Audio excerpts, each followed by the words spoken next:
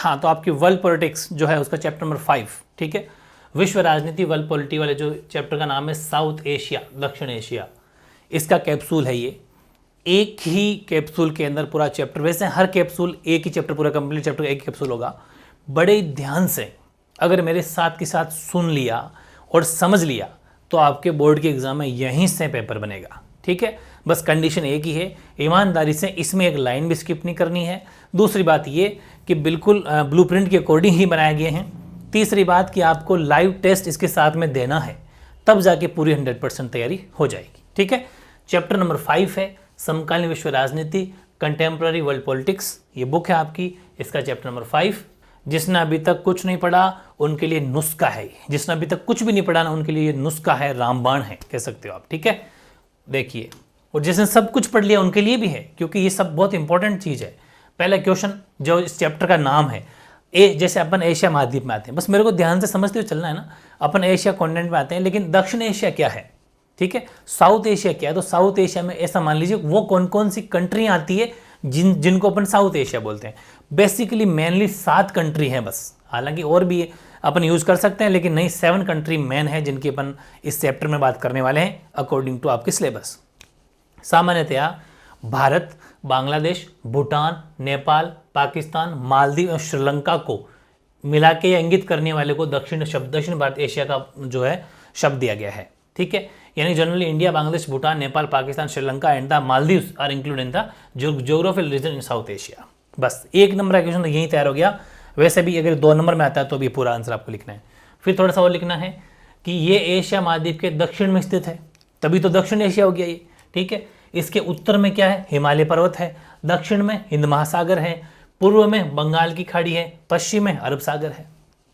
चारों डायरेक्शन, ठीक है, चारों डायरेक्शन, उत्तर यानी कि नॉर्थ, साउथ, दक्षिण, ये अपना पूर्व यानी कि ईस्ट, और ये वेस्ट, पश्चिम, चारों डायरेक्शन हो गए। चारों डायरेक्शन के अंदर अगर अपन बात करें दक्षिण एशिया के अंदर, तो ये है ऊपर हिमालय है। देखो ये एशिया के दक्षिण में पड़ता है, लेकिन इस खुद दक्षिण एशिया की चारों डायरेक्शन अगर अपन देखें तो इसके उत्तर के अंदर तो हिमालय है, हिमालय पर्वत है, इसके दक्षिण के अंदर हिंद महासागर है, और इसके पूर्व में बंगाल है, और इधर पश्चिम के अंदर आपके अरब सागर है, अरबियन सी है, पूरा का पूरा वही है। Perfect answer. अगला दक्षेस से क्वेश्चन डेफिनेटली प्रिंट होगा। दक्षेस क्या है? सार्क। पहली बात तो सार्क की फुल फॉर्म, सार्क में कितने देश शामिल हैं, पहले कितने थे, अफगानिस्तान कब जुड़ा, 8 हो गए, 8वां कौन सा था, ये सारी बातें सब कुछ लिखी हुई है बड़े ध्यान से। दक्षेस की फुल फॉर्म दक्षिण एशिया क्षेत्रीय सहयोग संगठन, ठीक है।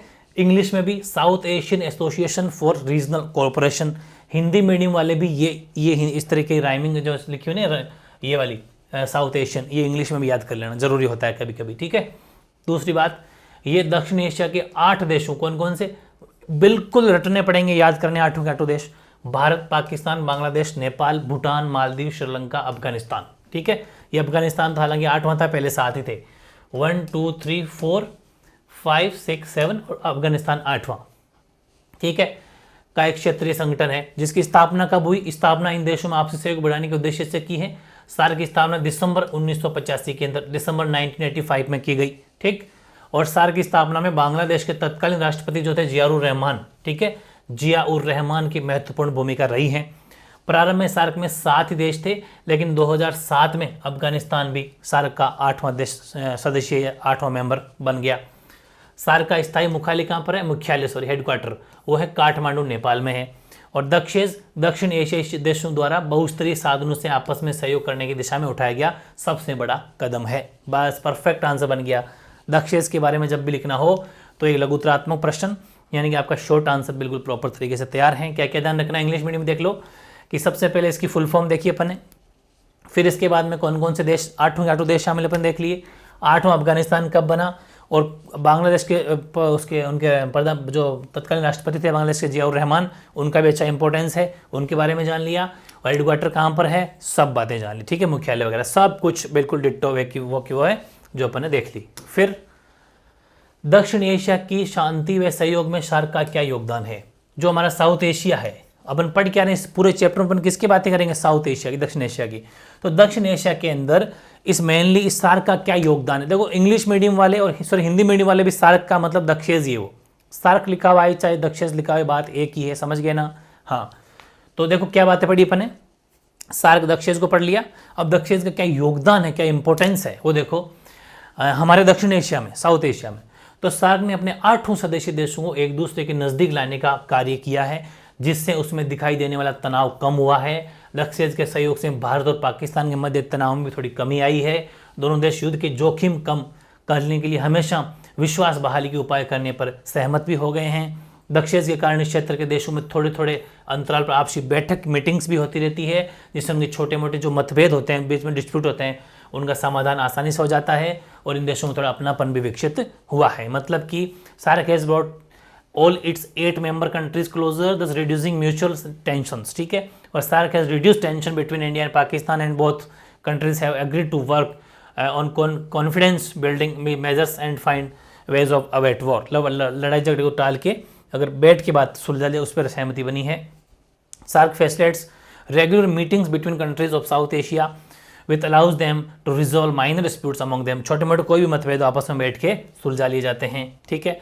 तीसरा, दक्षिण के माध्यम से इस क्षेत्र के देशों ने अपना आर्थिक व सामाजिक विकास के लिए सामूहिक आत्मनिर्भरता पर बल दिया है, जिसमें विदेशी शक्तियां जो भी हैं, मतलब ये हमेशा ये कहता है सार्क के दक्षिण ये कहता है, जितने भी 8 देश हैं ये कहते हैं आप एकजुट रहो और आप विदेशी जितने भी, चाहे वो चाइना हो चाहे यूएसए हो, किसी को अंदर इंटरफेयर मत करने दो और अपना खुद मजबूत हो जाओ, आत्मनिर्भर बन जाओ खुद ही।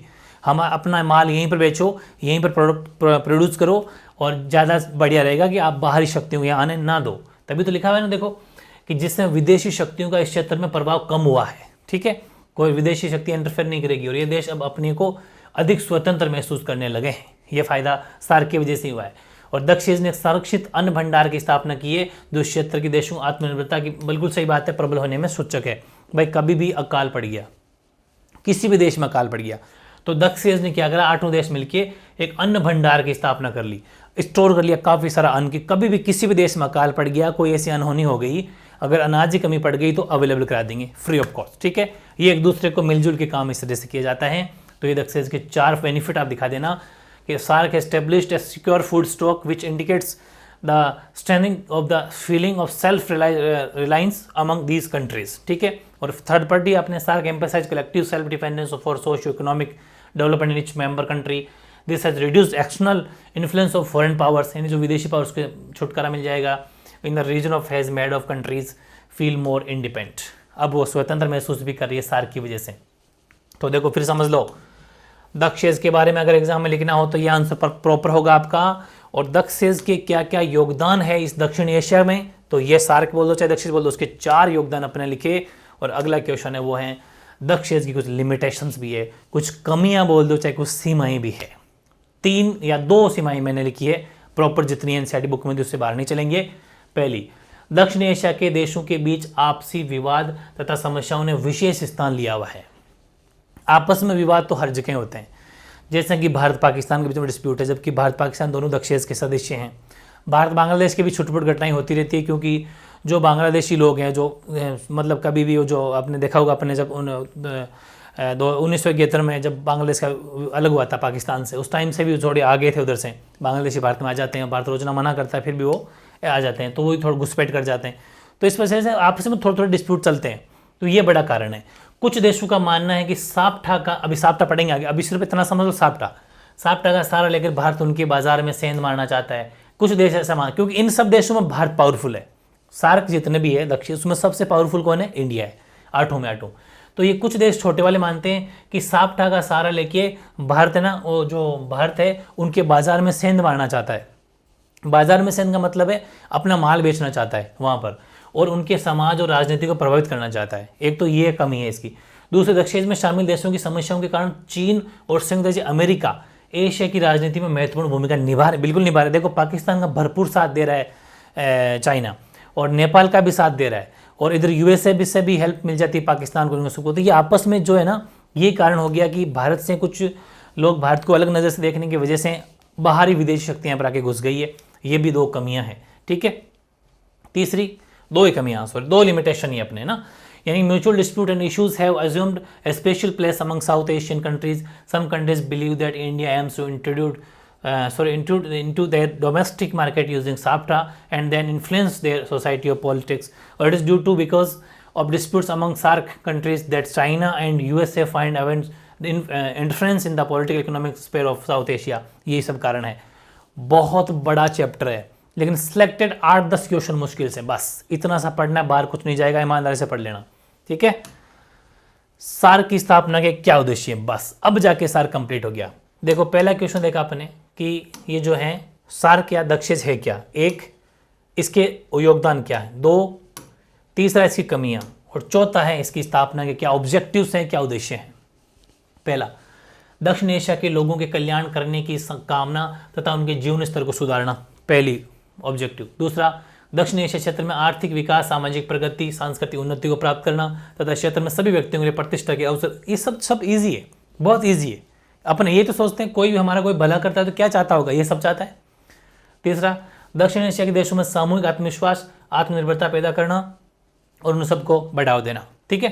3 इसके मेन उद्देश्य अपने लिखे हैं, इंग्लिश में देख लो। Wishing for the welfare of people of South Asia and empowering the standard of living to achieve economic development, social progress and cultural advancement in South Asia region and provide opportunities for prestige और to all people और all regions. तीसरा, to create and promote collective self confidence and self reliance in the countries of South Asia. बहुत easy, अब जाके SAARC finish हो गया। 4 question अपने SAARC से बनाए, प्रिंट होगा, गारंटी है। सबसे पहले लक्ष्य क्या है, क्वेश्चन हो गया। लक्ष्य का दक्षिण एशिया में सार्क का दक्षिण का क्या योगदान है, ये योगदान है साहब 4 पॉइंट। फिर इसकी कुछ लिमिटेशन है, 2 लिमिटेशन, 2 कमियां हैं, सीमाएं हैं, लिख ली। और अब इसके क्या उद्देश्य थे, 3 उद्देश्य पढ़ लिए। अब नई हेडिंग लगाओ, साप्टा। एग्जाम में आएगा, लघुतात्मक प्रश्न आएगा शॉर्ट कि साप्टा क्या है। पहली बात तो साप्टा का फुल फॉर्म देखो। साप्टा का फुल फॉर्म है, एस का मतलब साउथ, ए का मतलब एशिया, एफ का मतलब हो जाएगा फ्री, हाँ फ्री ट्रेड एरिया, समझ गए, SAFTA। हिंदी में दक्षिण एशिया मुक्त व्यापार क्षेत्र, यानी कि south Asia free trade area agreement, ये हो जाएगा। एरिया बोल दो चाहे एग्रीमेंट बोल दो, वैसे तो ये क्षेत्र है, क्षेत्र होना चाहिए, तो इस हिसाब से तो मैं एरिया एग्रीमेंट ले लिया, ठीक है, एक ही बात है। तो ये चीज़ है, बहुत ईजी है, कोई मुश्किल बिल्कुल भी नहीं है। यानी कि दक्षेज के सदस्य देशों ने, अब इसके बारे में थोड़ा जानते हैं, फुल फॉर्म जान ली, इसके बारे में जानते हैं। दक्षेज के सदस्य देशों ने सन 2002 में दक्षिण एशियाई मुक्त व्यापार क्षेत्र समझौते पर दस्तखत किए। किसने, सार्क के जितने भी 8 देश थे, अभी जो पीछे पड़ गया रहे, उन्होंने इस साप्टा के ऊपर सिग्नेचर किए 2002 में। कब, 2002 में। इसमें पूरे दक्षिण एशिया के लिए मुक्त व्यापार क्षेत्र बनाने का वायदा किया गया, प्रॉमिस किया गया कि आपस में हम मुक्त व्यापार करेंगे, फ्री ट्रेड करेंगे, कोई पैसा आपस में नहीं लेंगे। इस समझौते पर 2004 में हस्ताक्षर हुए और ये समझौता हो गया, ठीक है। 2002 में तो इसके ऊपर दस्तखत किए थे, उसके बाद में व्यापार के बारे में 2004 पर किए, और ये समझौता 1 जनवरी 2006 से प्रभावी भी हो गया। पहली बातें होती है, फिर फाइनल होता है शुरू, फिर 1 जनवरी से काम शुरू, ठीक है। 1 जनवरी 2006 से प्रभावी हो गया। और इस समझौते का मेन लक्ष्य क्या है कि इन देशों के बीच आपसी व्यापार में लगने वाले सीमा शुल्क जो लगता है वो बिल्कुल क्या कर देंगे, कम कर देंगे, बिल्कुल कम, ना के बराबर, ठीक है।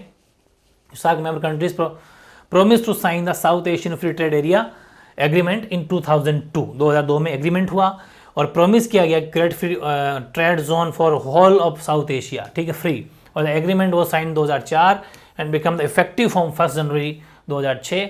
और the goal of this agreement is reduce the consume duty, custom duty for mutual trade between these countries. आपस में कोई भी कस्टम ड्यूटी उनको बिल्कुल रिड्यूस कर देंगे, ना के बराबर कर देंगे। साप्टा समझ आ गया क्या। अब साप्टा में एक क्वेश्चन बनता है और कि साप्टा के उद्देश्य पर भारत और अन्य देश जो हैं वो एकमत नहीं है। संक्षेप में व्याख्या करो, इंडिया एंड अदर कंट्रीज जो भी हैं वो आपस में मतलब राज्य नहीं है आपस में, क्या कारण है साप्टा के बारे में, ठीक है। बहुत बढ़िया क्वेश्चन है, CBSE में 2 बार आया हुआ है। दक्षिण एशिया के सभी देशों के 2004 में साप्टा पर हस्ताक्षर हुआ और यह समझौता 1 जनवरी 2006 से प्रभावी हो गया, अपने अभी पढ़ा था, ठीक बात है। यद्यपि समझौते का मकसद इन क्षेत्रों के सीमा रेखा मुक्त व्यापार पर सहमत होना था। जो भी सीमा रेखा है, इस देश से उस देश में जाएंगे, इस देश से उस देश में जाते हैं तो टैक्स लगता है, ठीक है, सीमा शुल्क बोलते हैं उनको।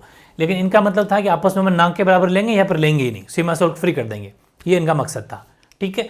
परंतु कुछ देशों का मानना है कि साप्टा की ओट लेकर भारत उनके बाजार में सेंध मारना चाहता है। अब सीधी सी बात सबको पता है भाई, सार्क के अंदर दक्षिण में 8 कंट्री हैं, उसमें भारत जो मेन है, और भारत को कब जरूरत पड़ेगी इन छोटे देशों से कुछ लेने की जरूरत पड़ेगी नहीं, भारत तो उल्टा बेचेगा। तो ये छोटे वाले देश है ना जो कुछ ज़्यादा ही सोचते हैं, वो ये सोचते हैं कि भारत है ना उल्टा अपन को उल्लू बना रहा है और ये टैक्स फ्री करवा लेगा, फिर खुद अपना मार्केट बेचेगा, सीमा शुल्क से लगेगा नहीं, आराम से शानदार चीज़ें बेचेगा कम पैसों में, क्योंकि ऐसा टैक्स जोड़ के पैसे कोई चीज़ बेचते हैं थोड़ी महंगी बिकती है। ठीक है, वही वाली चीज़ यहाँ पर है। जैसे अपने देख लो आप, महिंद्रा अपनी इंडिया की कंपनी है, महिंद्रा की गाड़ियाँ बहुत अच्छी होती है, स्कॉर्पियो हो गई, जितनी भी गाड़ियाँ हैं, चाहे वो XUV500 हो गई, XUV300 हो, चाहे XUV700 हो, सारी बढ़िया गाड़ी महिंद्रा एक से बढ़िया गाड़ी होती है, कम पैसों में होती है, क्योंकि वो इंडिया में बिकेगी तो कम पैसा लगेगी। वही आप हुंडई की ले आओ, विदेशी कंपनी है, यहाँ महंगी बिकती है और नाम से लोग लेते हैं, सुजुकी विदेशी कंपनी है, महंगी है। तो ये चीज़ें हैं, जबकि चीज़ें महिंद्रा में बहुत शानदार है। ये चीज़ें हैं, अपना टाटा भी अच्छा है, दोनों इंडिया की कंपनी है, वो फर्क पड़ता है, क्योंकि सीमा शुल्क जब लगता है तो चीज़ें महंगी हो जाती है।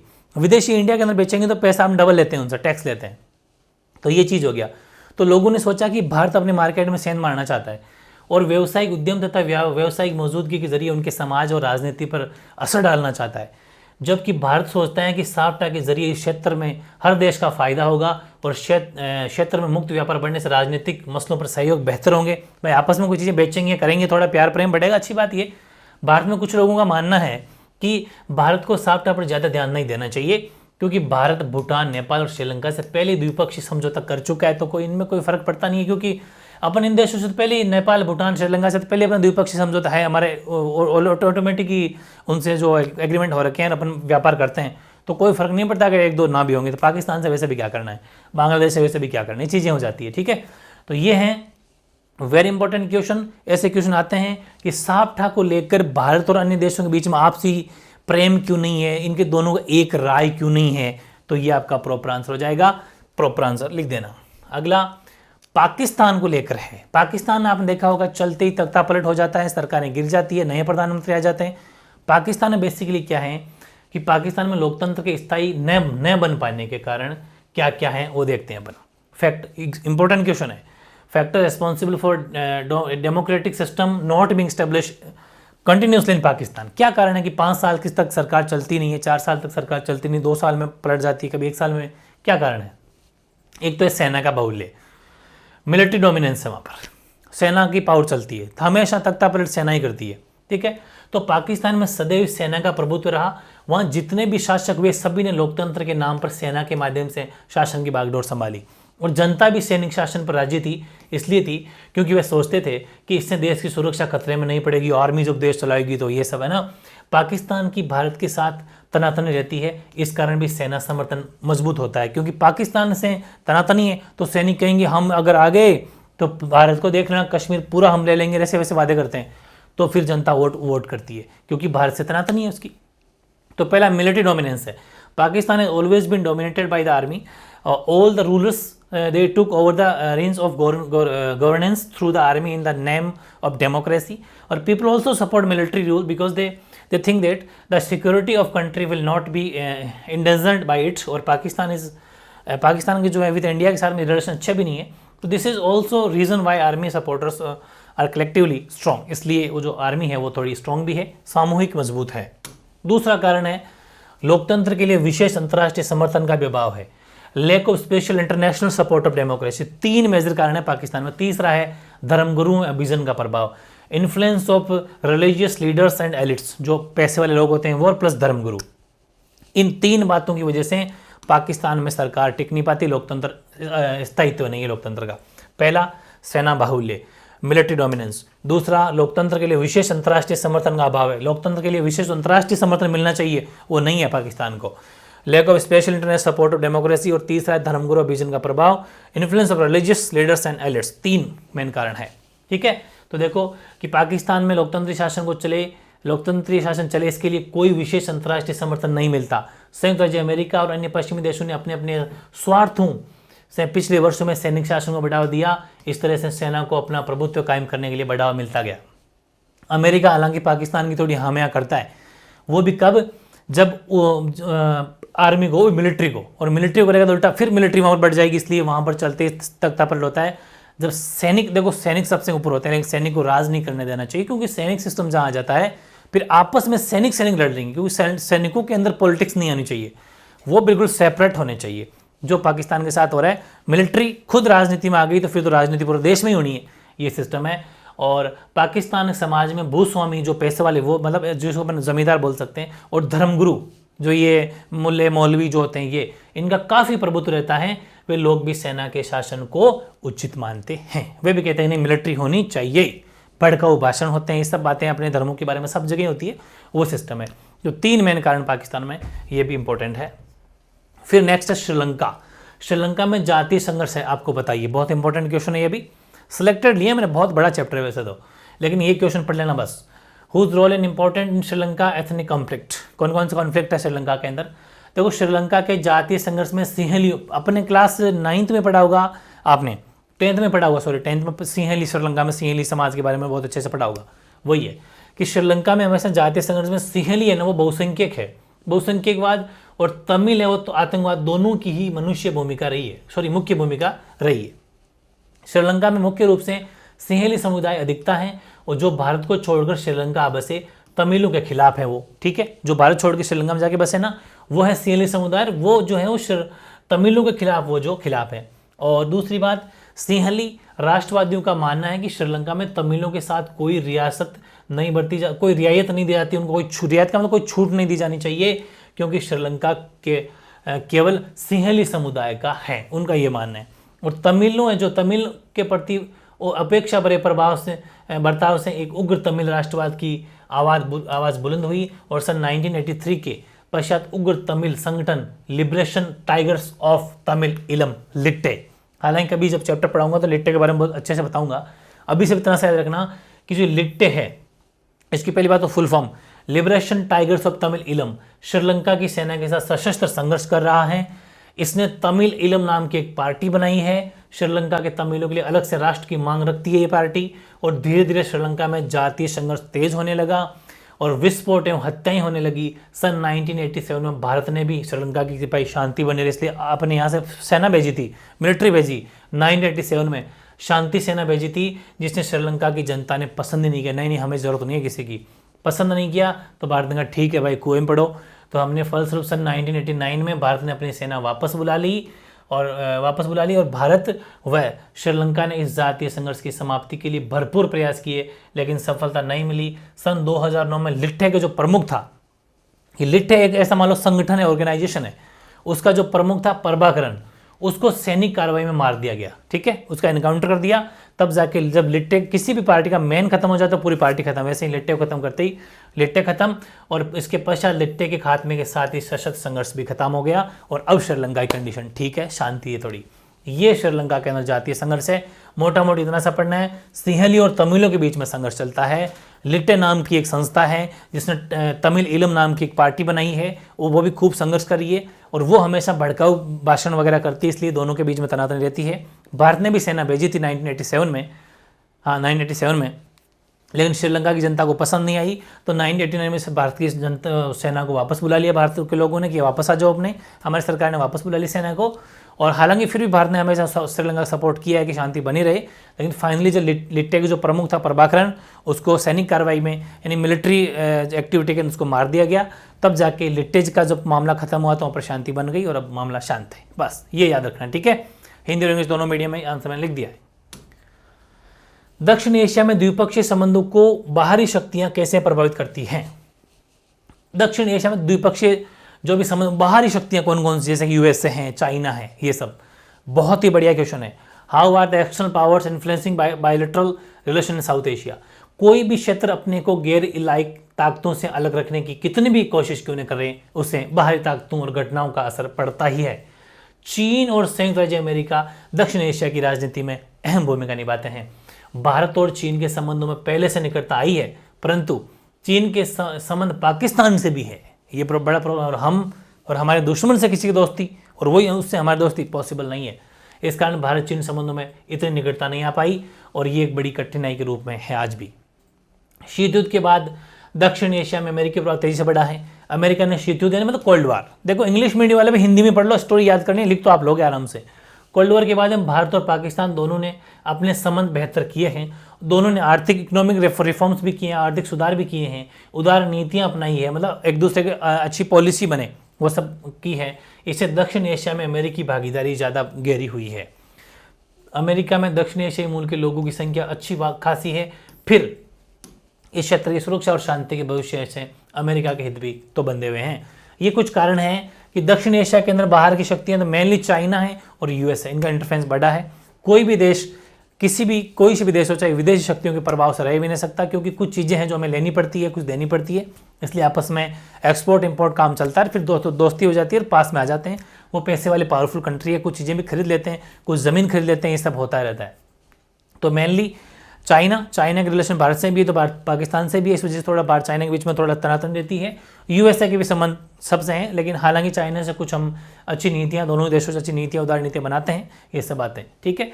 तो ये जगह नो रीजन इसका completely insulated from the external influence and this include South Asia. China and the USA play an important role in the politics in South Asia. बिल्कुल सही बात है, चाइना और यूएसए। और China and India have grown closer than they were in earlier times. However, China has relation with Pakistan also. And this hampers any further progress in making Indo-Chinese relation more productive and positive. American influence has increased rapidly in South Asia. मतलब America के जो थोड़े south Asia में बहुत बड़े हैं और after cold war, ठीक है, आफ्टर कोल्ड वॉर। और America standard relation with both India and Pakistan. America भी भारत और पाकिस्तान दोनों से संबंध उसके अच्छे हैं after cold war. Both countries have adopt economic reforms and from liberal policies. हाँ, liberal का मतलब उदारवादी नीतियाँ, थोड़ी उदारी नीतियाँ। And this has increased American participation in South Asia. There is also a population of South Asian people in the United States. American interest in the also linked security and peace in this region. हमेशा से America और ये भारत जो भी है आपस में जो भी देश हैं, हमेशा यहाँ इस क्षेत्र में शांति बने रहे, भविष्य में अमेरिका, सब इस हेतु की बातें करते हैं। तो काफ़ी इजी क्वेश्चन है, इंपॉर्टेंट है, इसको भी देख लेना। और लास्ट क्वेश्चन अपना इस कैप्सूल का वो है कि बांग्लादेश का निर्माण कब और कैसे हुआ। How and when was Bangladesh created. सबको पता है ये पाकिस्तान का ये किस्सा था, ठीक है। भारत का जो असम और बंगाल वाला जो इलाका है उससे भी टूट के अलग हुआ था। और फिर फाइनली पाकिस्तान से अब भारत को छोटी सी लड़ाई भी करनी पड़ी 1971 में, और फिर फाइनली इसको बांग्लादेश नाम का देश बन गया। फिर भी एक बार देख लेते हैं कि सन 1947 से 1971 तक बांग्लादेश पाकिस्तान का एक अंश था। 1947 से लेकर 71 तक तो पाकिस्तान का हिस्सा था ये। फिर अंग्रेजी शासन मतलब जो ब्रिटिश रूलर थे यहाँ पर भी, ठीक है, उसमें बंगाल और असम के विभाजित हिस्सों से पाकिस्तान का ये जो क्षेत्र बना हुआ था, ठीक है। बंगाल और असम से हट के ये पूर्वी पाकिस्तान का इलाका था, ईस्टर्न पाकिस्तान, ठीक है। और इस क्षेत्र के लोग पश्चिमी पाकिस्तान के दबदबे एवं अपने ऊपर उर्दू भाषा को लादने के विरुद्ध थे। वो कहते थे कि पाकिस्तान जो पश्चिमी पाकिस्तान है ये हमारे ऊपर दादागिरी कर रहा है, और उर्दू भाषा ज़बरदस्ती कहता है कि आपको उर्दू भाषा अपनानी है, लेकिन ये हम नहीं अपनाना चाहते, ठीक है। और इस क्षेत्र की जनता ने प्रशासन में न्यायोचित प्रतिनिधित्व और राजनीतिक सत्ता में समुचित हिस्सेदारी की मांग की कि हम भी चाहते हैं कि हम भी राजनीति में, हमारे भी एमएलए एमपी होने चाहिए, हम भी पॉलिटी में जीतना चाहते हैं, राजनीति में आवाज़ उठाई, ठीक है। पश्चिमी पाकिस्तान के विरुद्ध जनसंपर्क का नेतृत्व शेख मुजीबुर रहमान ने किया था। पश्चिम पाकिस्तान में मैंने हालांकि बता दिया पिछले चैप्टर में भी। और उन्होंने 1971 में पूर्वी क्षेत्र के लिए स्वायत्तता की मांग की। पाकिस्तान के सैनिक शासक जनरल याहिया खान ने बंगाली जनता के आंदोलन को कुचलने की कोशिश की। इस संघर्ष में हजारों लोग पाकिस्तान की सेना के हाथों मारे गए। इस कारण पूर्वी पाकिस्तान से बड़ी संख्या में लोग भारत में पलायन कर गए कि हम मारे जाएंगे। फाइनली भारत के समक्ष इन शरणार्थियों को संभालने की समस्या उत्पन्न हो गई कि हम करें तो क्या करें, जितने भी रिफ्यूजीज आके रुक रहे हैं यहाँ पर, ठीक है। वैसे ही भारत में कमी थोड़ी है, हम सब गबरू जवान हैं, यहाँ पर पॉपुलेशन खूब है, ठीक है। इसलिए भारत ने पूर्वी पाकिस्तान की आज़ादी का समर्थन किया एवं उसे वित्तीय व सैन्य सहायता प्रदान की। इससे भारत और पाकिस्तान के मध्य दिसंबर 1971 में युद्ध छिड़ गया। युद्ध छिड़ गया, जिससे पूर्वी पाकिस्तान में पाकिस्तानी सेना ने आत्मसमर्पण कर दिया, घुटने टेक दिए, और फाइनली रिजल्ट ये हुआ कि बांग्लादेश के रूप में एक नए देश का, राष्ट्र का निर्माण हुआ। कितना ज़बरदस्त आंसर है, प्रॉपर आंसर ऐसा कैसा लिख देना। ये था कैप्सूल पॉलिटिकल साइंस के चैप्टर नंबर 5 का, जो वर्ल्ड पॉलिटिक्स थी उसका। बहुत ही शानदार है, बहुत बड़ा चैप्टर था, लेकिन बहुत छोटे से में तोड़ मरोड़ के ज़बरदस्त तरीके से दे दिया अकॉर्डिंग टू ब्लूप्रिंट, बड़े शानदार तरीके से। इसको घोट के पी जाना बस, ठीक है। और अब एक छोटा सा काम करना है कि आपको इसके साथ में एक लाइव टेस्ट इस चैप्टर का जरूर दे देना, लाइव टेस्ट, ठीक है ना, क्योंकि लाइव टेस्ट दिए बिना तो बात बनेगी नहीं। लाइव टेस्ट दे देना, क्योंकि लाइव टेस्ट देते ही 100% तैयारी आपकी हो जाएगी, ठीक है। तो आपके लिए एग्जाम बहुत अच्छे हो, इसके लिए आपको ऑल द बेस्ट। ओके।